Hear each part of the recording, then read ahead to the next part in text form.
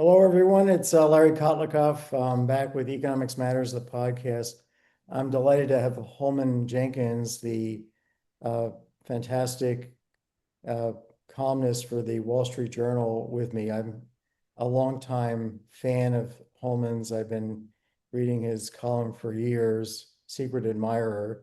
And then since the Wall Street Journal writers sign their columns with their email addresses, I took a chance of shooting an email off to Holman about, trying to get him onto the podcast, and it's taken a few months, but we're here together today. And if you haven't read the entire subscription to the Wall Street Journal is worth it just to read Holman's articles. I think he's really my favorite columnist in the entire world. I read people in different outlets here in the US and abroad. And I think Holman has the deepest insight. If you look at his Wikipedia page, it's going to say he's a right wing or right of center or far right columnist, I think journalist. right wing is the term they use. It really irritates Yeah, me. yeah. And I don't see anything like that. I don't think he's right wing or left wing. I think he's got two wings, and he's just flying above everybody else, looking at this mess that we've got, and just uh, piercing bubbles and deflating uh, politicians' positions, or really seeing through them and seeing through the what might really be going on underneath what's being said uh, at a deeper level. And that's what I find really interesting, that he has such a incisive analysis of global politics and geopolitics, economics, and but we'll talk about that as we go along here. Holman, take us from where you were born. I'm gonna let you introduce yourself. Take us from where you were born to getting to where you are now. How did that happen? You were probably an 8 pounder or 7 pounder at some point somewhere in the country, and you became. Yeah, I'm a child of the Eisenhower administration by a couple of years, actually. And I think my dad was teaching at Lincoln University in Pennsylvania when I was born in 1959. And a few months later, they moved us to Swarthmore, PA, which is a very nice town where the college is, just outside of Philadelphia. And I spent all my growing up years there. And then you went to college. So you went to high school. Hobart College in upstate New York. Say the name, Hobart College. Hobart and William Smith is actually the formal name. There's a men's school and a women's school together there. Okay. And what did you study there? I studied history. History. Okay. Yeah. And then you go to North. Mostly European. I sort of emphasize intellectual history, the history of ideas and books and writers and that sort of thing, because there was a very good professor there named Walter Rawls, who I was a big fan of.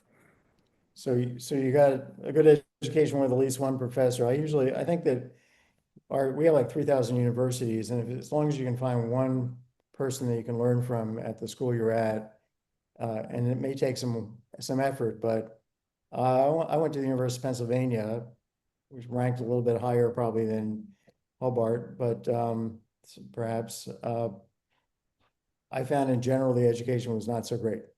But I did find a few economists to learn a lot from. So I had like five fantastic economists who taught me, and that was it. That's all I needed.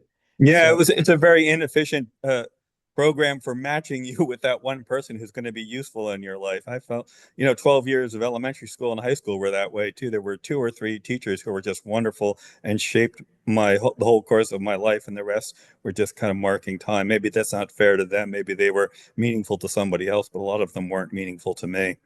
yeah, so maybe online education will change that equation. But then, so you graduate from Hobart, the history degree, and then you immediately go to Northwestern for journalism. No, I packed off with a bunch of friends to Boston. None of us had any money, so we just did various little jobs trying to keep ourselves together there. And then the company I was working for an architectural design and an art consulting firm that had big Saudi projects. I was just a menial there, but suddenly the Saudi money dried up for some reason, and a bunch of us got laid off. And that's when I figured out I had to decide. I always knew I wanted to be a journalist, so I knew it was time to start. And the Boston bureau chief of the Wall Street Journal, I wrote her a letter, and she wrote me back saying, since you don't have any background in this business, you better go off and get a master's degree at either Northwestern or Columbia. And I went to Northwestern because you could do it in a year. Now, how did you know you wanted to be a journalist? Oh, I read a lot when I was a kid. I was very interested in history. I wasn't so much interested in the news, but I was interested in the analysis of the news. So I read the New Republic and National Review, the New York Review of Books, and things like that when I was a kid. And everybody told me I was a good writer and I had a good journalistic style, by which I don't think they meant anything very flattering. But it was a style that suited telling people what happened and why. And I thought, that made sense to me. I have the talent and the interest. Maybe that's the direction I need to go in. Oh, so okay. So somebody planted the idea of journalism and then A you, lot of people mentioned it for some reason. I mean, like I was reading Theodore White's In Search of History and Eric Severide's memoir. I just picked these books off my dad's shelf, so obviously I had some instinct in this direction from the get-go. and did you find, I mean, I write a lot too, not, I've written a few, I guess, a couple columns and then Wall Street Journal over the years and New York Times and other leading outlets, but not on a routine basis. I wrote for Bloomberg for about 2 years as a journalist. They paid me as a side gig, but I never had any formal training in journalism. Uh, but I've The learned a lot. formal training is to give you a credential to get you in. It makes it okay for someone to hire you. I wouldn't say you actually learn anything from getting a master's in journalism. Okay, so how do you find, just for a moment here before we start talking about bigger, weightier subjects, how do you kind of hone your profession, your writing style? Uh, I presume that you're doing it differently than you did at the outset. Sure. So practice makes perfect, but Ruthlessness makes perfect. It's like the British say, kill your darlings. If there's a passage or a phrase that you're in love with but doesn't serve the piece, you have to discover the inner ruthlessness to get rid of it. So I say I don't write, I rewrite. And mostly I'm just slashing away at my own excess I verbiage. just, me too. I mean, I just spent literally a week writing one column over and over and over again. Yeah. And, it's so frustrating because you spend half a day writing 5 paragraphs and decide that they're all crap or that it's just bloviation or whatever. It's just not necessary and you get rid of it and you start over. Anyway, Yeah, there's a lot of that. yeah. But okay, so um, let's talk about the world at large. Today we're having a shutdown of the government between the Democrats want to have more money allocated for, or continue to be allocated for Obamacare subsidies for people in the middle class and beyond, I guess up to 400% of the poverty line. And then they also want to undo the cutbacks to Medicaid that were in the one big beautiful budget act. What's your sense of who's got this right versus wrong in terms of policy, but also how things are going to play out? Because I want to do today, what I'd like to do with Holman here is to kind of rapid fire download his thinking about a Yeah. whole range of issues, domestic, international, political, military. We have so many things that he writes about for him to tell us about. Because I think Holman's one of the few people that actually can give us the straight poop. It's not left or right wing. It's just above seeing down on what's Well, going I can, on. I can give you my own poop. I'm not, I probably have my own blind spots like everybody else. Yeah.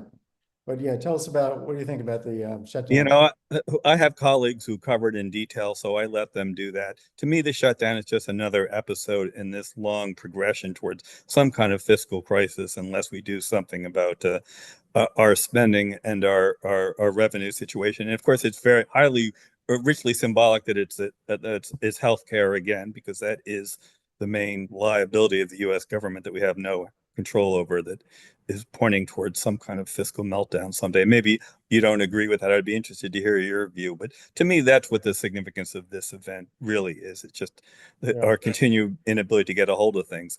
Obamacare, I actually like the original concept of Obamacare. To me, it was during the whole repeal and replace by the Republicans. I said, you should repeal all the other health care programs and replace them with Obamacare as originally conceived, which was a universal mandate plus subsidies for the people who need subsidies. You could replace everything with that. Get rid of Medicare, get rid of the big tax break for employer provided insurance. You'd have one program for America that made sense, that would preserve basically a market system, but have a government safety net attached. And you'd have efficient competition and insurance policies.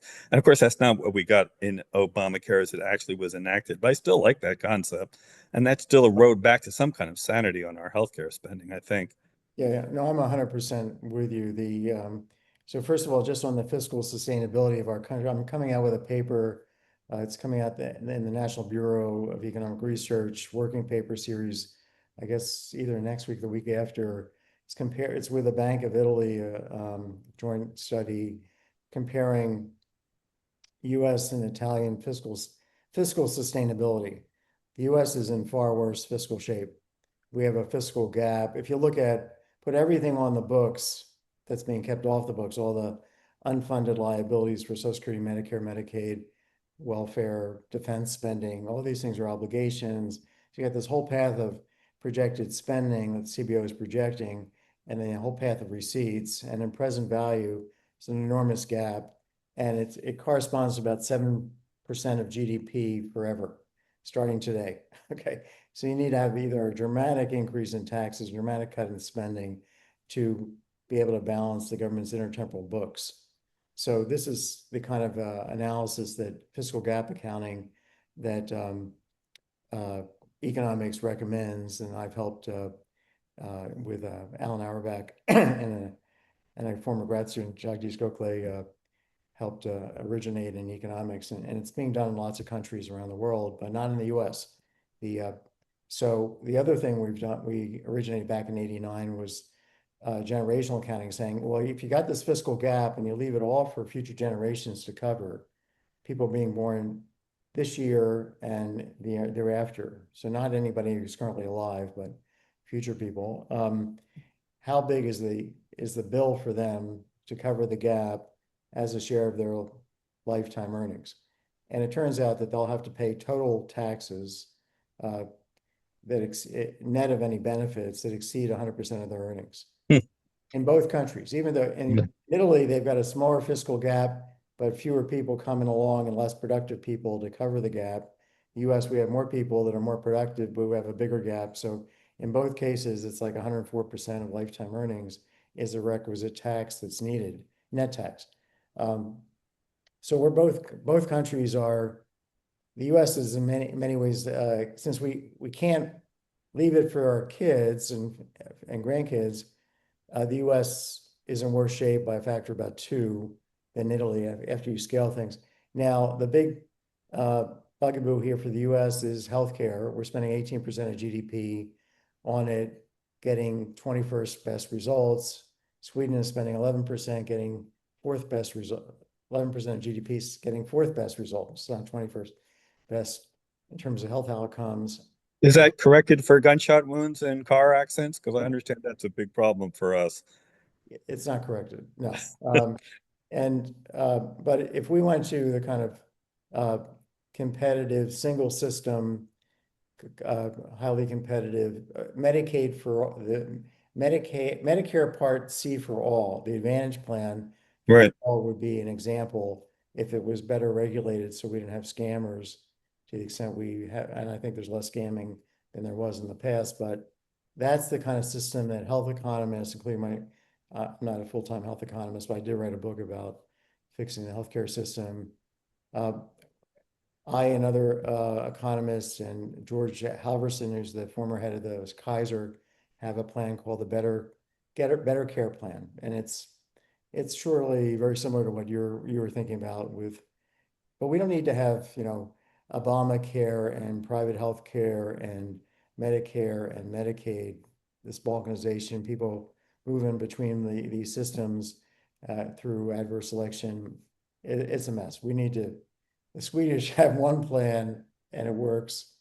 Other countries have one plan, it works, but it's competitive. Let's talk about retirement for a minute. It's something Americans think about regularly. Ask yourself, how financially secure do you really feel? Do you have enough money to retire? How much is really enough? And if you don't have enough money, how can you possibly find that extra money before you do retire? These are all tough questions. My retirement software, Maxify Planner, is the powerful online planning tool that takes the guesswork out of retirement. It weighs your assets against your fixed expenses to calculate how much you can safely spend every year for the rest of your life based on when you decide to retire. And it shows you safe ways to find more money. Maxify makes a complicated problem like retirement planning simple. It's accurate, easy to use, and produces what you really seek, peace of mind. So make the smart choice and visit Maxify.com today. Don't miss this opportunity. That's Maxify with an I, M-A-X-I-F-I, Maxify.com. Now let's get back to the podcast. I mean, you probably don't actually believe that the situation is going to be short-circuited by some rational design. There's probably going to be a crisis, and then there's going to be chaos. How do you see that unfolding? I see this as an opportunity for somebody to come along and actually propose radical reforms of healthcare, the kind we're talking about, the tax system, a negative income tax. Maybe it's categorical based on your demographics if you're single with kids, or maybe it's 4 negative income taxes as opposed to 1, but simple, or maybe it's progressive cash flow consumption tax.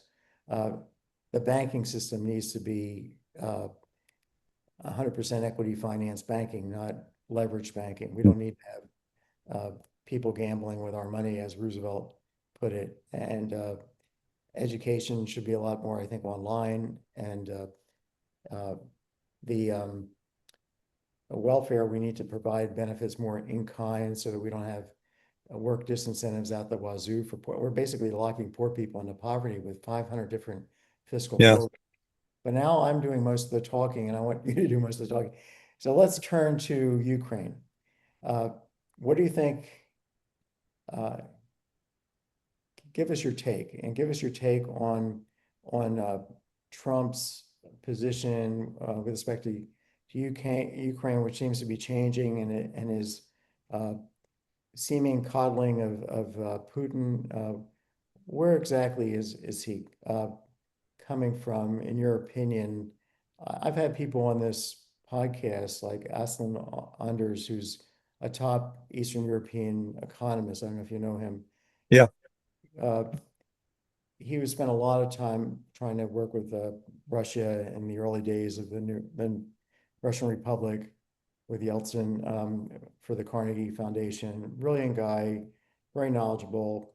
He described on this podcast Trump as a Russian asset. I've heard this described by many credible people based on not just kind of their, some conspiracy theory, but some writings that they've looked at, some documents, some evidence that they think is credible. Where do you come down?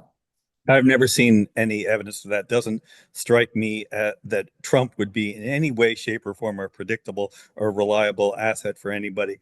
I believe if there was real evidence of that, we would know by now, and we would have heard it from very credible people. The whole course of the last 10 years would have been different if there was evidence for that.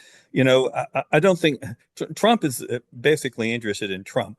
And he understands the situation in Ukraine well enough to know that he does not want to involve the U.S. in it. He does not want to take any more responsibility for the outcome than the absolute minimum he has to. He knows that a bad outcome there would be bad for his presidency, but he can't fix the problem. And I think he and the Europeans and the Biden administration are all basically in the same position. They're just hoping that at some point Putin will opt for a ceasefire because it's in Putin's interest to do that, and they are making sure they're doing the minimum to make sure that he doesn't have another alternative path to a good outcome for him, which would be some kind of victory over Ukraine, in which Ukraine concedes a lot to him. I think, I mean, it's like most things in politics. It's better not to do something than take responsibility for something. So I think that I don't think Trump's behavior is in any way, shape, or form an outlier from what you would expect from any administration. If he had a prospect of getting a third term and he said, "Oh man, this can be my problem for 8 years, not 4 years," he might say, "I really need to put a period on this." I gave him a lot of credit because, he did actually sell himself to the voters as somebody who was going to bring this war to an end. That Biden wouldn't have done that. Most candidates wouldn't have done that because I was taking on too much personal risk. So he did lay that out there, and he will be judged by his inability to end the war, and that's going to cost him something. So I'd give him more credit than I would most people in his position. I kind of agree with that. I kind of agree when I hear Austin. I kind of agree. When he talks about real estate deals with Russians, that and Trump's first wife having a father who was in the Czech Secret Service under the Soviet Union. Sure, There's and he did, he had the Miss Universe contest in Moscow and all that. Lots of Americans have done business with Russia. Lots of Americans have sought to have better relations with the Russians and with the Soviets. That's what all those summits were about. it doesn't They make do. an asset. Yeah. Okay. No, it doesn't make any, they exist. I mean, was FDR an asset? Was Biden an asset of Russia because he let Nord Stream 2 go ahead and he gave Putin a summit and tried to coax him off the ledge of Ukraine? It's he would have saved Putin a giant miscalculation if Biden had been a little bit more forceful in deterring that war. We live with these people in this world. There's a million Russians, living in the U.S. right now. We live with them. We do business with them. We're going to share the world with them. So to say that you want to try and solve this in a way that works for both parties doesn't make you an asset. It just makes you a realist. I agree. So, but let me push a little bit. I mean, I've also spent, I think I was spent about 6 years consulting, doing research with Russians at the Gaidar Institute before COVID.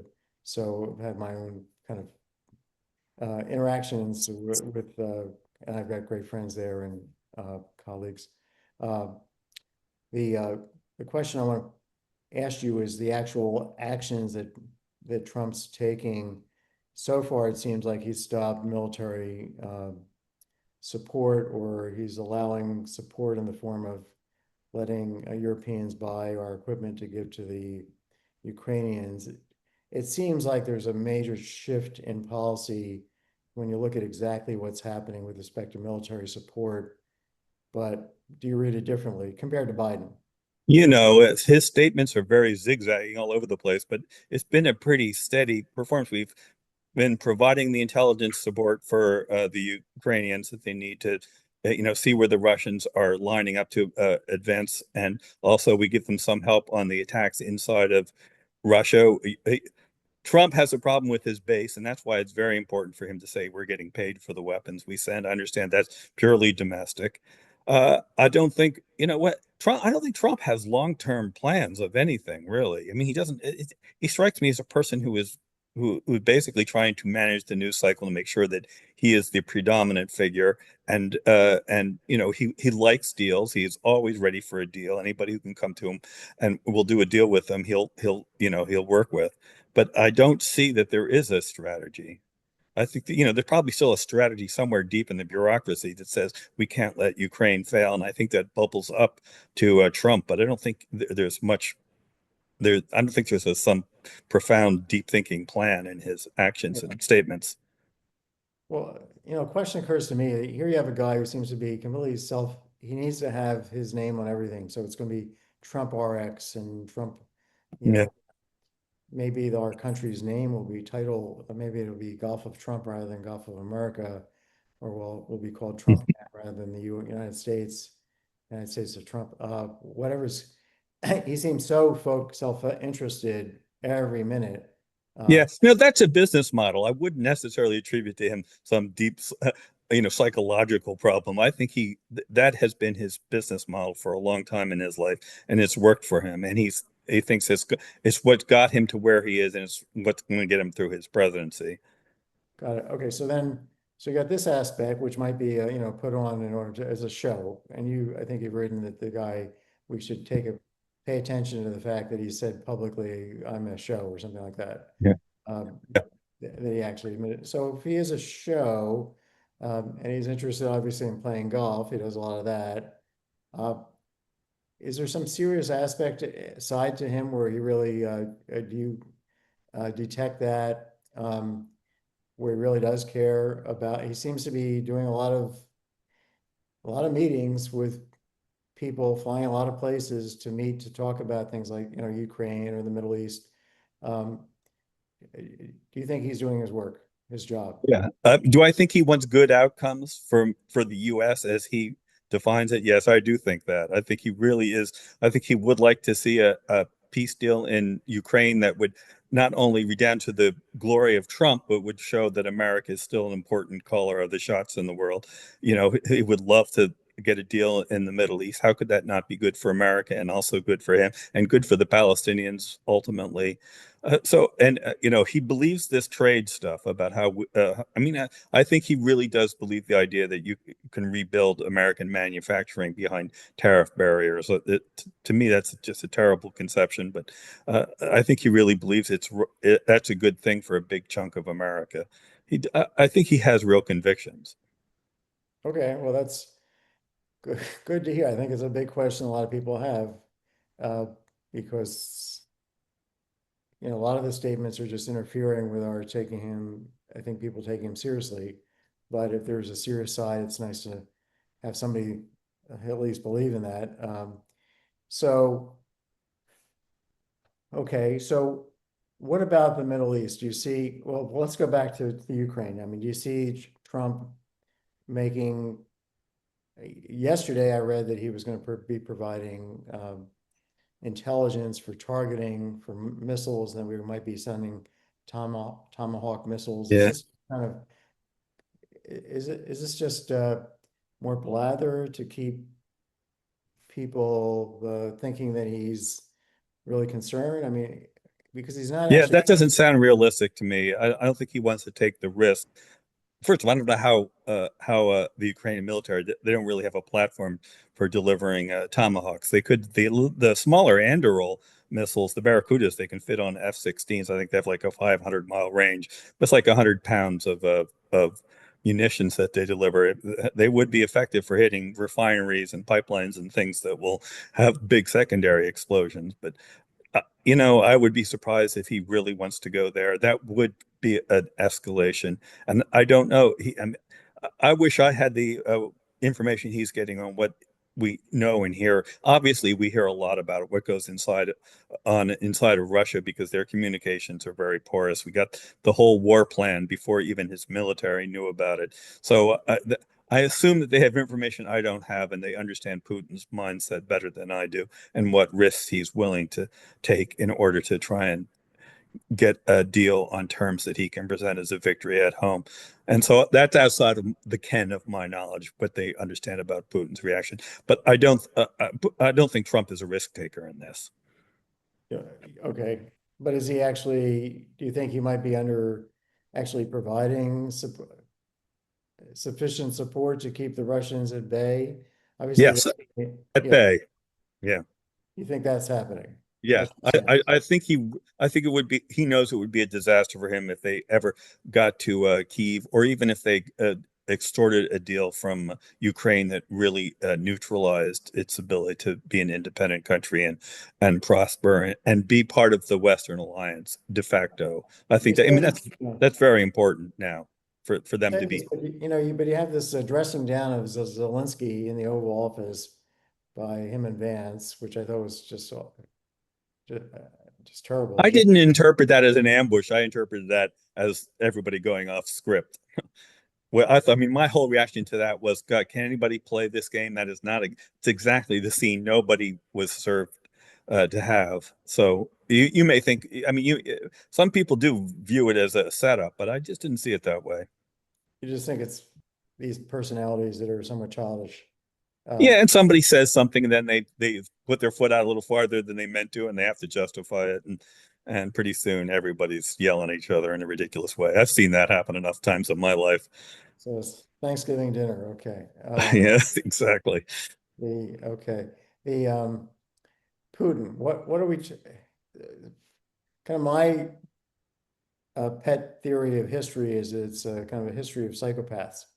Uh, is Putin a psychopath? Is he a racist? Is he trying to capture? Was the original motivation to capture Ukraine so that he'd have enough white people to add to the diminishing number of white people in Russia to offset the growing number of of Asian people? Uh, is that part of what's going on here? What do you think? Is this guy rational? Did he just Well, he was rational in the sense that he thought, this is not a roll of the dice for me. This is a sure thing. And it's a sure thing that served, his most important. He needs legitimacy like any leader does. And Russia is not a place where he can send the troops out to mow people down in the streets of Moscow and St. Petersburg if there's a genuine public uprising against him. So he needs to legitimize his rule. That is to expand Russia's power and glory and show that it's respected. And I mean, people have heard him say from the very beginning, sooner or later, we're going to have to deal with Ukraine, because if it migrates away from us and into the West, Russia is not a great power anymore. And then the whole basis of Putin's dictatorship, why should we put up with this guy, then becomes a big question mark. I got interested in Putin in 2005 during the whole Yukos Khodorkovsky thing. I began to think. I thought that I understood that the whole means by which he got into power and has stayed in power has trapped him in his job. He can't get out of that job. I think that is a big underlying factor in all of this. Putin's got to figure out how to make sure he's there until they carry him out feet first, because otherwise, he's going to end up in the dock, if not hanging from a lamppost. So that's my analysis of his underlying motive. It's Putin's personal survival. I see. Could we give him some kind of an off ramp, like a nice island? I used to write about that all the time. It was one of my things was, how can we help Putin step down gracefully and give him a comfortable retirement? But that's not really realistic in this world anymore. Remember, Idi Amin left Uganda and ended up in Saudi Arabia and lived a fairly comfortable life. I don't think that's a realistic alternative for any such dictator now, unless either Beijing or Moscow or Pyongyang are about the only places you could go. And are the Chinese going to take in Putin and have that hanging over them? In the eyes of the public, when the Russian people want to get accounts for all the things that he did during his time there. I just don't think that's a realistic outcome, although I used to preach it in my column. Want more money, less risk, and a better life? Buy Money Magic, a new book by Lawrence Kotlikoff, Boston University economist, personal finance expert, and best-selling author. Whether it's education, career, marriage, housing, investing, retirement, Social Security, IRA, or 401k decisions, Money Magic delivers scores of secrets to raise your living standard. Financial journalist Jane Bryant Quinn says Money Magic is a must-read. Nobel laureate George Akerlof says Money Magic is quite probably the best financial advice book ever written. Financial guru John Malden says, you'll love this amazing book. It's full of wit, wisdom, and startling paths to a better financial life. And columnist Scott Burns calls Money Magic a funny, brilliant read, offering wildly powerful, unconventional choices that can literally change your life. Get Lawrence Kotlikoff's Money Magic today at Amazon, Barnes & Noble, and independent booksellers. So let's talk about China, since you raised it. We got this view of China that both parties have been promoting, that China is out to rip us off, out to dominate us militarily. Of course, the Chinese think that we're trying to suppress their growth and their emergence. What do you think?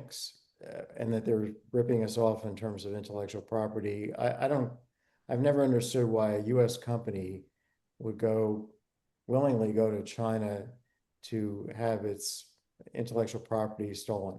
If Yeah. they thought that was the case, why would they even set foot there? If they're under some requirement to share some code or whatever, is probably secondary code that's of not very little importance. But what do you think is really going on there? Well, on the intellectual property thing, I remember, I mean, it didn't hurt Microsoft. Microsoft, almost every copy of Windows in China, I don't know if it's still true now, but when I looked at it 15 years ago, every one of them was pirated. And it still benefited Microsoft to have people using Windows rather than another software platform, because that helped maintain Windows dominance in the world.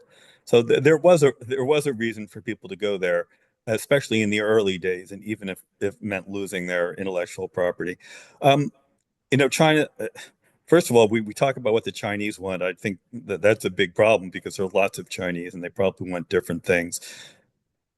To me, it's a puzzle that I don't try and solve. To me, basically you want to draw some strong red lines and have the military power to back them up in order to deter them from taking gambles and risks that would be bad for the whole world. That's where we failed with Putin. I hope that we'll succeed with China. To me, it's the military deterrence is the only angle where we can, you know, control. We can't control their evolution, but we can raise the potential cost of them doing things that would be harmful to the world. So China invades Taiwan this afternoon.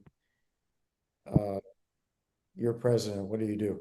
Yeah, I don't send aircraft carriers to be blown up in the South China Sea or the Taiwan Strait. I guess I wish I were more of a military strategist to know whether this is a good idea. But obviously, China does have vulnerabilities. They import a lot of energy. They import a lot of food. There are ways to make it so costly for them that it couldn't be a successful operation. I mean, in terms of their strategic position, I don't know if they could take Taiwan. I don't know if the Taiwanese would fight. I don't know if it would, it's a mountainous country that's just would be hard to subdue. If the people were in a mood to resist, it could just be a nightmare for 30 years for China if they tried to occupy. I assume that they're thinking about all that and they make their calculations and guesses, and they're probably better informed than mine. I would just hope that the cost that we can impose on them for doing so would be sufficient to deter them. I don't see why this situation can't go on exactly as it is forever. Taiwan's prosperity and success has been a blessing to China. I don't think Taiwan is a threat to China. This whole notion that Taiwan is going to declare independence, I think we can deter them from that and keep the whole thing just sort of suppressed and in a status quo situation for eternity until something changes in China itself. So what about a deal where Taiwan rents itself from China? There's a 100-year lease like Hong Yeah. Kong was leased from the British. Yeah, why not a deal where Russia buys Crimea from Ukraine and that's the end of the thing? I mean, that would have been a good idea too. Uh, the Chinese, I mean, the problem is the Communist Party has made Taiwan such a symbol of its own legitimacy. It's been out there for so long.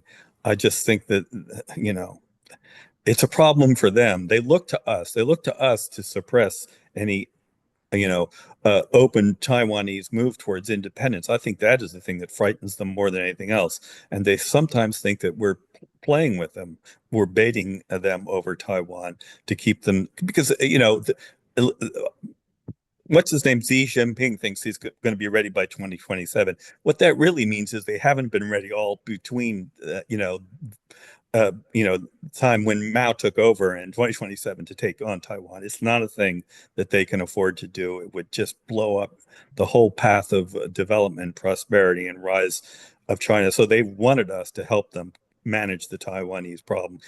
The thing they fear is, a Taiwanese party getting backing from the people to declare formal independence and forcing China's hand. And I think we're still in that position. I'm not sure it's so much an aspiration of Xi Jinping's to take over Taiwan as a fear that he will be forced to do something. Right. And meanwhile, we're kind of heading down the path of trying to isolate China with these tariffs, this tariff policy. Um, and it seems like we're heading towards confrontation. It could be military, certainly economic confrontation, whether it's it strikes me as quite dangerous the way we're interacting with China right now, and the uh, you know, I don't know if that's your view as well, but then there's the other aspect of this danger is that if we put up tariffs high enough on our trading partners like Canada or uh, Chile, for example, Brazil, Europe, these countries are going to realign with China potentially. So now the U.S. could be the oddball, you know, odd man out of the. Uh, I'm just wondering whether this is inviting a realignment, a global realignment against us, at least Yeah. economic. I can't make a case for Trump's tariff policy. It makes no sense to me. You know, to alienate our strength it comes from the interaction of Europe and the U.S. and Canada and Mexico and the Asia Pacific Rim. You know, that has been the source of our economic power, the ability to innovate, the ability to, you know, to have a division of labor. Why would you undermine that? China looks at us and thinks that our one great asset, even as we screw everything else up, is our network of alliances with China cannot compete with it. China does not have the knack or the capacity for making and keeping friends the way we do. And to undermine that is just insane. So, okay, so why, you know, if Trump is doing things for a show, uh, it's one thing. If he's doing it because he's insane, we get back to, you Well, know, or he's not doing it for real. He's just basically doing it for show and then getting deals that reestablish the status quo with some little tweaks. That's my, you know, that's my best scenario. And I think, you know, you mentioned that you're concerned about our showdown with China building towards some serious, you know, crisis. The thing about Trump is, you know, that before that's going to happen, he's going to get a deal. He's going to find some kind of deal. It doesn't matter what the deal consists of. That's not what he wants. He just wants the show. And he knows, I mean, he just found that the easiest leverage he has is, oh boy, everybody needs access to the US market. So I can basically play that for all it's worth in every single relationship we have. It's not a profound insight on his part. I think it's a big mistake, but he obviously he's getting something out of it that he wants because he keeps doing it. I think he's really doing lasting damage. I don't think it's just like minor extraction of some rents from our trading partners. Uh, you know, we could have asked politely for some extra help on the military Yeah. side with fiscal problems, and you guys need to kick in and as opposed to insulting, you know, Denmark, we're going to take over Yeah. Greenland, Yeah. Canada, you're going to be our 51st state, governor of Canada. Uh, you know, all this stuff is leading. I'm sitting here in my office at Boston University, and you know, there's this massive attack on the university's finances, uh, and basically a loyalty oath that we're being asked to sign across academe uh, to pledge allegiance to Trump.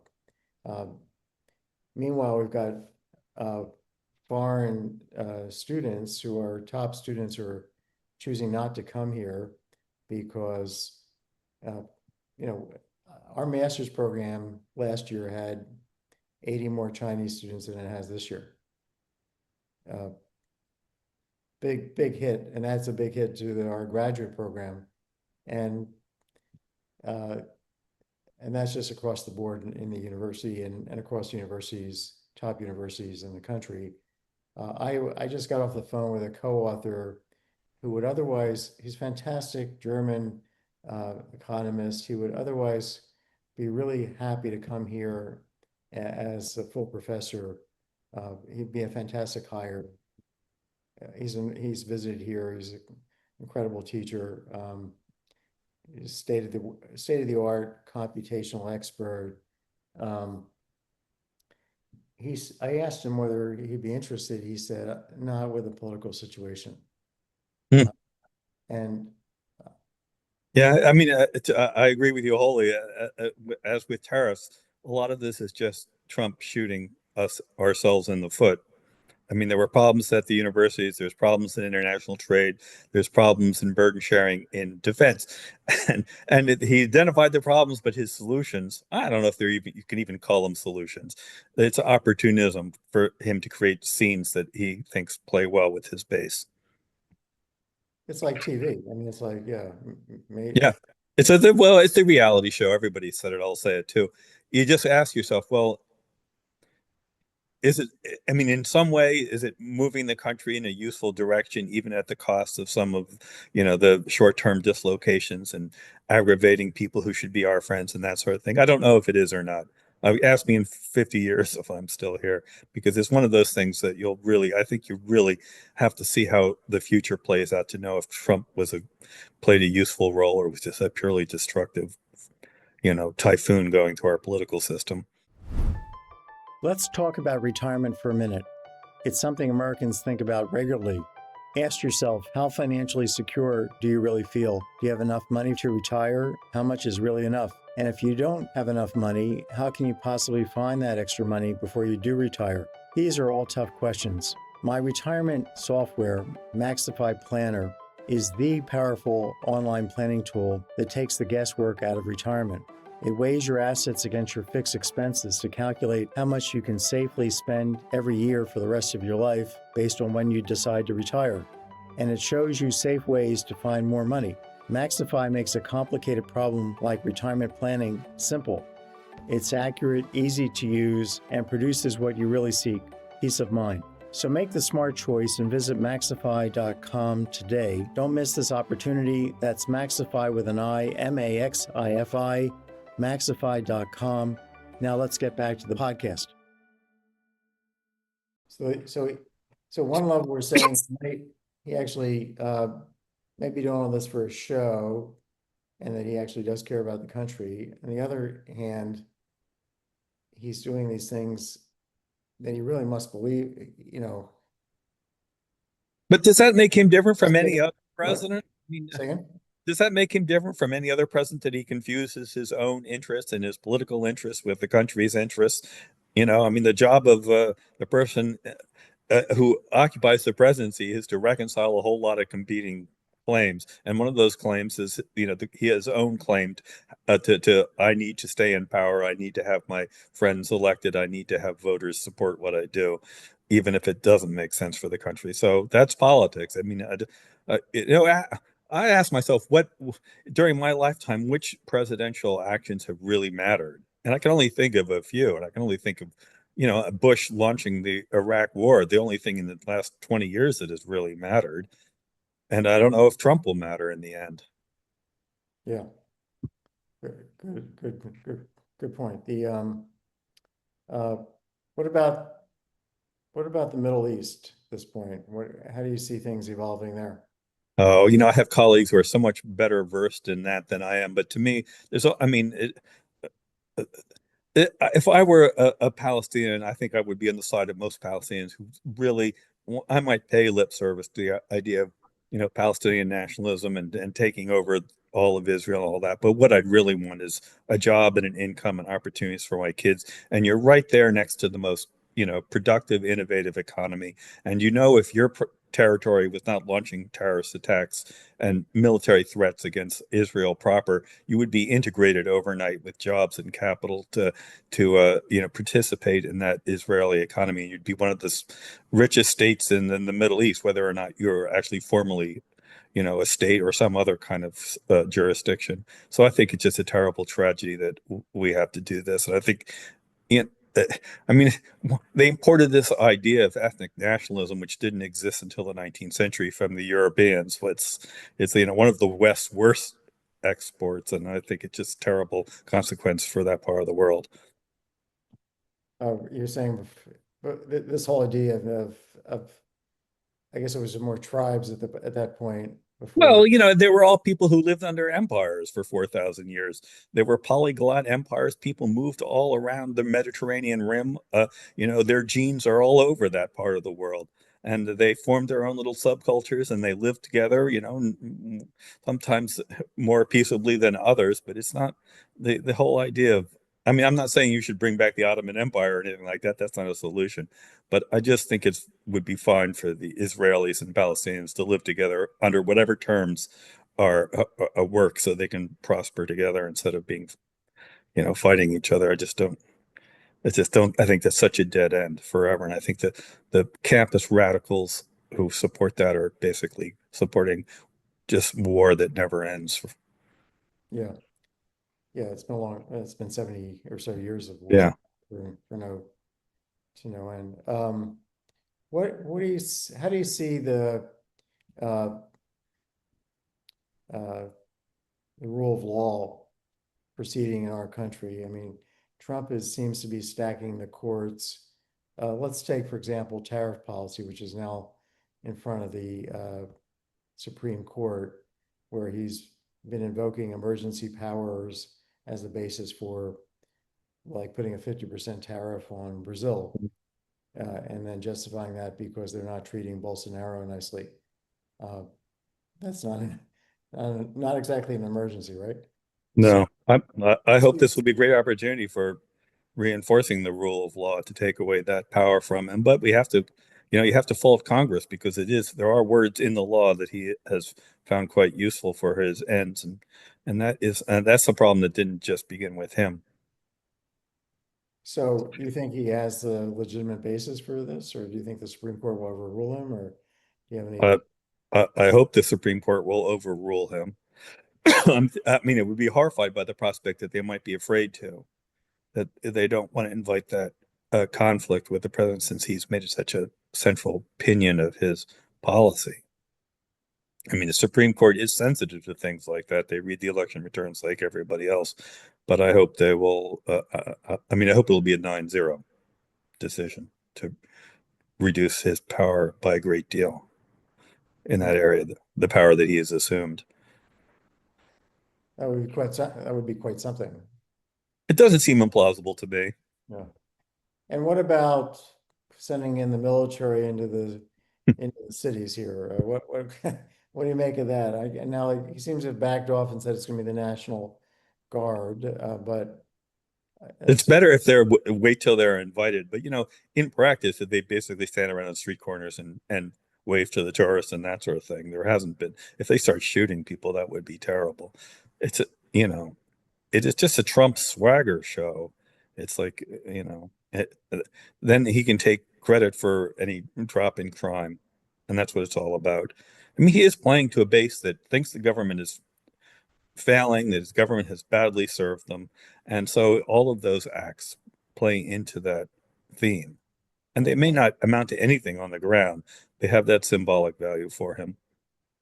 I think, what I think would be a good move would be to take uh, uh, troops and or in army bases and have those bases be the inner cities of the country. So take like Fort Hood and just move it to Camden, New Jersey, and every other house would house a member of the military, and it would just change the entire. Uh, you know, there would be no crime, and there would be people would be picking up, uh, being civically involved with the community, and it would just change the entire neighborhood. I think it's kind of like if we get Hamas out of Gaza, and you get some some good policemen there, then people can start to get back to work. Uh, so anyway, I think at some level, we cannot have a country where we have 3 murders a night or whatever it is in Chicago. There's or one murder a night. It's just it eventually, this is just not the way things operate in Europe and in civilized countries. So Well, I mean, there are parts of France where it operates that way, but I think the problem is fundamentally, it's a centuries old problem in this country, the relationship of the police and the state to the Black community, which, Well, you're not going to have those murders if black people feel comfortable going to the police and complaining that their neighbor threatened them or robbed them or broke into their house. But that's not how things are settled in that community because they don't trust the police. And that is a deeply ingrained pattern in U.S. history. And I don't think sending the military in is necessarily going to reduce crime. The military is going to build very high fences to keep the crime out. You know, schools, jobs, opportunity to cycle in and out of places like that instead of stay there generation after generation. Those are the things you need. And before you get that, you got to have people have to feel safe in their persons and their property.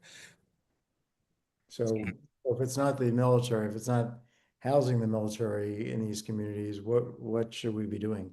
I don't know. I mean, I like the broken windows idea. I like the police being trusted uh, forces in these communities where you can who you can rely on to protect your rights and protect you from vindictive action if you report a crime. That's the big issue. The reason you have so many murders in these communities is because so many murders are unsolved. People protect themselves, they arm themselves, they take they try to deter crime by shooting somebody else first. It's just a structure of the culture in these places that we've allowed to happen because we don't have the trust we need between the institutions of the state, mainly the police, and the people who live there. Yeah. Okay. So there's no simple fix in your mind. No, but there are these things that people where they give people housing stipends to leave and go live in the suburbs, and suddenly the kids are doing well in school, and the mom and the dad have steady jobs. There are ways to, it's these concentrated uh, uh, you know, geographical locations of poverty and lawlessness that people can't get out of. And the habits they acquire to survive in those places are not the habits that reward them in the rest of the culture because they're habits of, being willing to hit back if someone threatens you. So maybe pay people to leave. Yeah. There was that big housing project, a lawsuit in Chicago decades ago, where a bunch of people were basically given money to go live in the suburbs, and the results were largely good for the families that moved. By all the demographic criteria, they were pretty much identical to the people who stayed, and yet they had much better outcomes because they were in an environment that rewarded the habits that most of us cultivate in order to succeed in our society. Right. Let's talk about Russiagate and the entire kind of, the two impeachment trials. You've written a fair amount of late about the FBI and the CIA and, uh, people making moves on both sides, I guess, to get the press to spin the story in a certain way. Can you give us kind of a summation of how you see uh, Russia's interference with U.S. the election in 2016 and the subsequent and the Steele dossier and Yeah. I, entire, you know, I had a valuable experience early in my career. I described it once in a column. I worked for the Washington Times, and somebody came to us, an investment banker, with a sheaf full of a big binder full of these offers to buy and sell supposedly ex-Soviet commodities and financial instruments. And these things were being traded back and forth between these faxes between banks and trading houses and all of this stuff. And everybody some people thought it was real and some people thought it was fake, and I investigated it and found it was fake, and it taught me both the incentive and the ability to fabricate evidence of a real trade in these imaginary commodities. And you probably don't remember, but eventually this got back to Moscow, and they had this big currency reform that was supposedly justified by this illegal trade where they withdrew all these ruble notes, and it was a big early crisis for the Gorbachev administration. And that's when they all began. Peter Redaway wrote, I don't know if you remember him. He was a Sovietologist. He wrote about this in some detail in his book, partly based on reporting that I did at the time. So I had a background that told me that you can have these phenomena based on false information, false documents being traded around by people saying, I have CIA connections, I have intelligence connections, so this stuff is real and you should believe it. And so as soon as the Steele dossier came out, it just smelled like that to me. It was full of information that did, a lot of claims, none of which are supported, are not more impressive than one claim that is supported. And this was, I said to myself, if this was true, would I be hearing about it now from this person in this way? And to me, it just didn't add up. So I said, I was skeptical about it from the beginning. And I was, from the very first days, just, profoundly disturbed by how the media's willingness to believe it. And who planted this, do you think, in the end of it? Was this the Democrats paid for it? Oh yeah, I mean, it came from the Democrats. I doubt anybody. I mean, I doubt anybody envisioned how it would snowball or the effects of it. I mean, it actually began before Steele, because if you remember, James Comey's rationale for his strange and improper intervention in the Hillary Clinton email case began with some Russian intelligence that was very Steele-like, in that sense that it claimed to have email information from the U.S. government showing that the Obama administration had fiddled with the Hillary email case. And it didn't, it was just made up. It was fake information, someone taking some emails and falsely presenting them in a Russian intelligence document. And so that set Comey in motion. And Comey probably elected Donald Trump. People, Trump's polls, Hillary's polls, and the independent pollsters all saw a sharp shift of undecideds to Donald Trump in 2016, in the week after James Comey reopened the Hillary investigation, which he had to do only because he'd improperly taken upon himself the onus to close it and resolve it, which wasn't his role as the FBI chief. So it all began with bad Russian intelligence. In fact, one of my favorite quotes from Adam Schiff is that he told the New Yorker earlier on that the one most material and significant way Russia probably actually influenced the election was through the role of this fake Russian intelligence in prompting James Comey to commit the actions he wanted, which was all before the Steele dossier came along. So I think all of this is, I mean, this is not a plan by Russia. I don't think it was a deliberate Russian misinformation, but the willingness of people to exploit Russia in this election was, and ever since, for their own ends, and make these intelligence claims has been the curse that continues to. I mean, to put Donald Trump in office the first time, it legitimized his whole shtick, because it would eventually would be revealed that the Steele dossier and the Russia collusion thing was largely a hoax, which gave him a stature in half of America that he never would have had. He was, he was, to everybody, he was like a mixed bag. They couldn't quite know what to make of him. And suddenly he was transformed into this person who had triumphed over this giant deep state conspiracy. That's how people see it in large parts of Trump's America. I know, because I get emails from them every time I write about this. And so, it was just a phenomenon that just blows my mind of how it all blossomed and the consequences of it, not because of a design by the Russians, not because of a design by Hillary Clinton, but mostly I blame the media for just failing to provide enough skepticism to keep this from running out of control the way it did. So who actually, I mean, do you think the Russians were trying to interfere in the election? Were they actually, and to what end? I think Comey's testimony in I guess it was May or March of 2017 was exactly right. The Russian loudness was intentional. Their goal wasn't to influence the outcome of election by, in some surreptitious way influencing Americans. Their goal was to discredit the whole system and call attention to Russia's, obnoxious presence in our social media, so as to embarrass everybody and to embarrass Hillary Clinton most of all, because they expected her to win.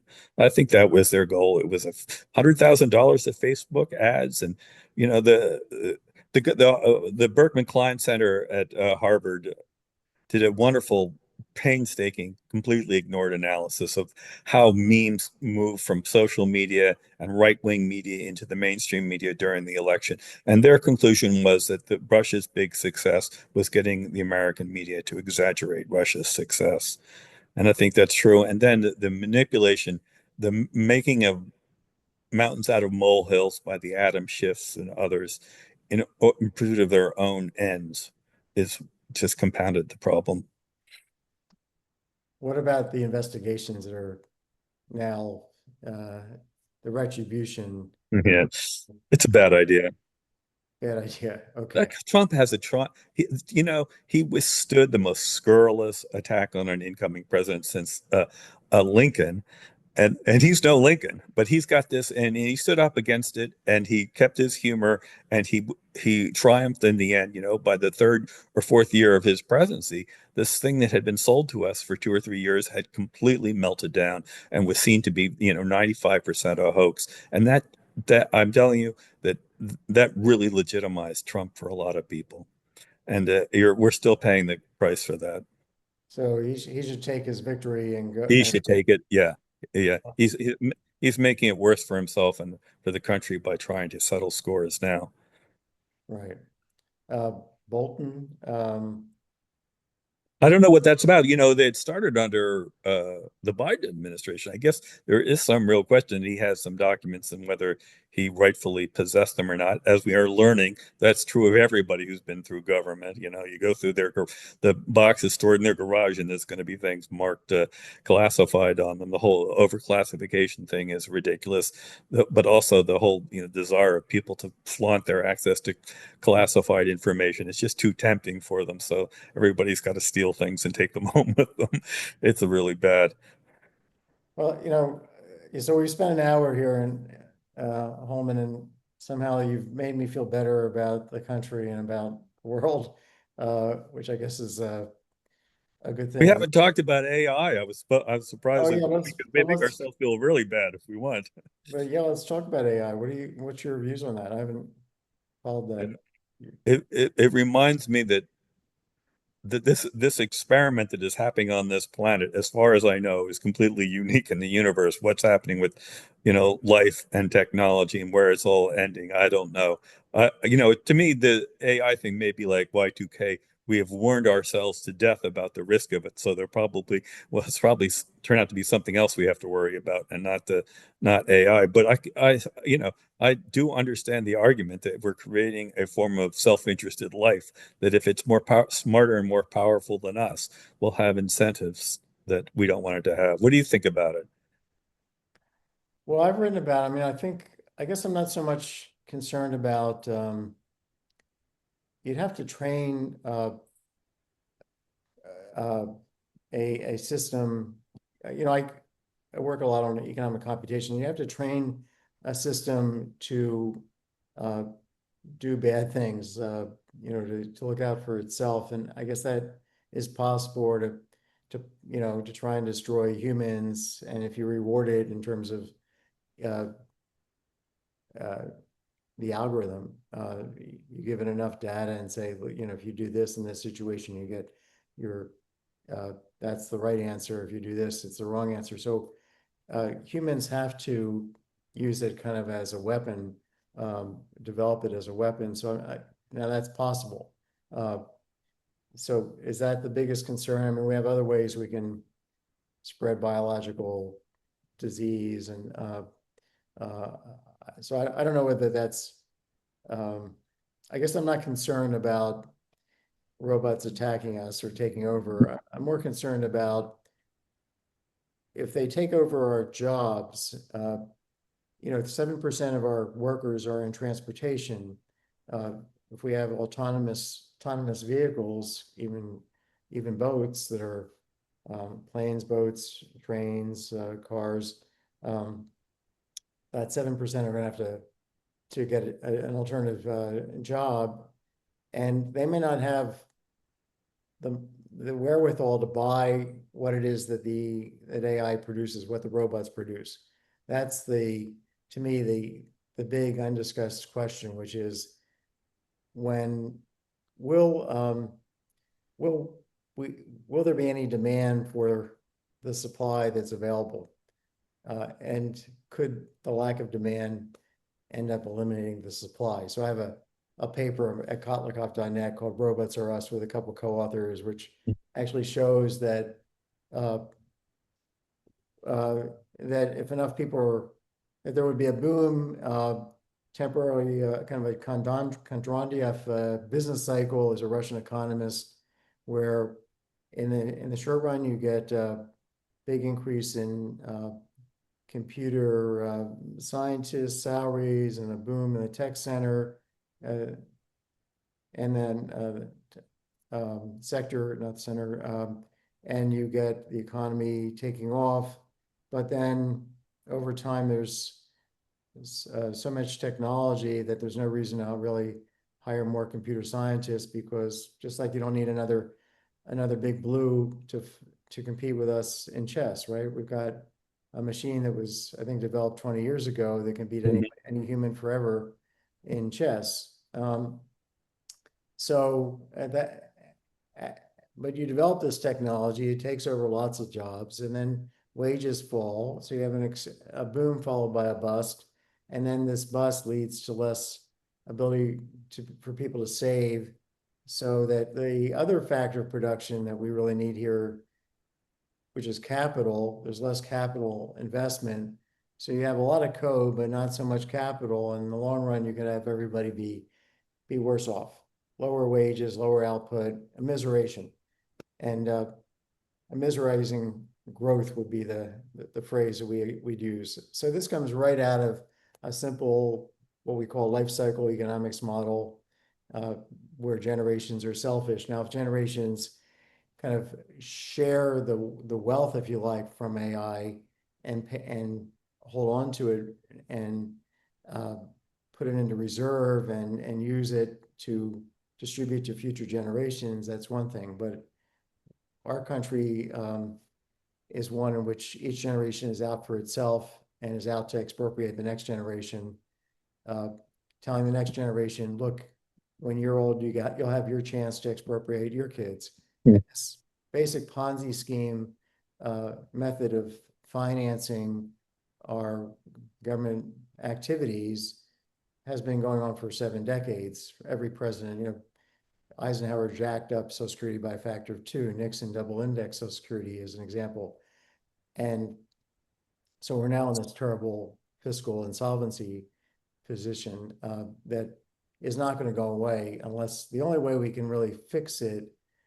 The good thing is we're screwing up the actual operation of the country so badly, not in the way that Elon Musk thinks, where we should just fire people, but if we actually reformed, for example, Social Security, you could shut that thing down and set up a brand new fully funded system at the margin, pay off the liabilities of the old system, set up something rational. The Greeks just did this a couple of years ago for new young people. So it can be done. We had this conversation with a Wall Street titan came to visit us last week, and we were talking about whether Greece was a model, and his argument was, yes, it's a model, but first you have to have the crisis before you can do it. You really have to break the political system before you can get the kind of reforms that we talked about at the very beginning of this conversation. Yeah, or you have to have somebody, 535 members of Congress, not a single one of them has a PhD in economics. So you have to have somebody who knows economics and can explain it to the public and can say, look, we're in deep trouble. We have to make these changes. And this actually is going to be better for everybody and better for our kids. I have to kind of appeal to altruism, even if it's not a very strong force. I have to try.